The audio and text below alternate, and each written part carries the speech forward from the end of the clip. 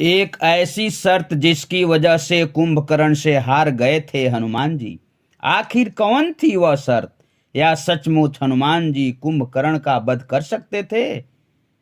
आप देख रहे हैं लिटरेचर फॉर्मूला। वीडियो में आगे बढ़ने से पहले इस चैनल को लाइक और सब्सक्राइब जरूर करें।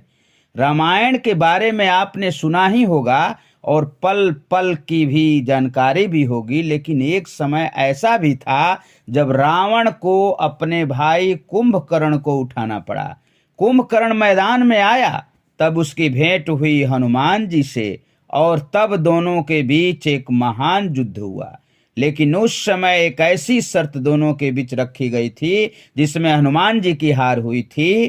तो कौन सी वह शर्त थी? लंका में युद्ध अपनी चरम सीमा पर था। श्री राम की सेना आगे बढ़ती जा रही थी और रावण के एकाएक अनेक महारथी युद्ध भूमि में वीरगति को प्राप्त हो रहे थे। रावण को कुछ भी समझ में नहीं आ रहा था। ऐसे में उसने अपने छोटे भाई को कुंभकर्ण को जगाने का निर्णय लिया।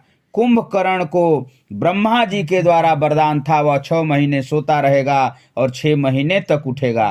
कुंभकर्ण जब नींद से जागा तो उसे पूरी स्थिति के बारे में बताया गया। इस पर कुंभकर्ण ने उसके कृत्य के लिए बहुत खरी खोटी सुनाई, लेकिन भाई की सहायता के लिए वह पीछे नहीं हटा।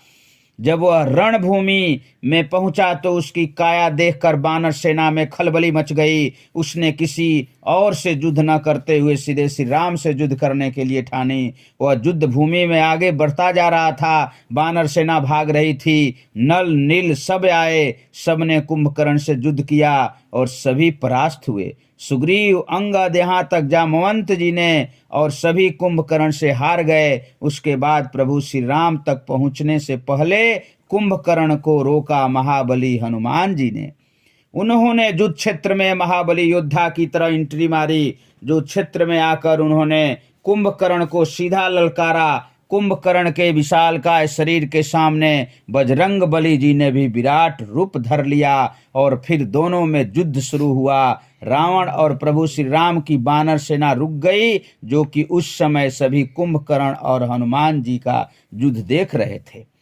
आपस में लड़ते हुए अपने दोनों प्रतिद्वंदियों के बल का आभास हुआ और दोनों ने मन ही मन एक दूसरे के सराहना भी की। जब युद्ध थोड़ा लंबा चला तब कुंभकर्ण ने हनुमान जी का प्रशंसा करते हुए कहा, मैं आज तक ऐसे वीर का सामना नहीं किया। इस युद्ध का कोई परिणाम नहीं निकलने वाला।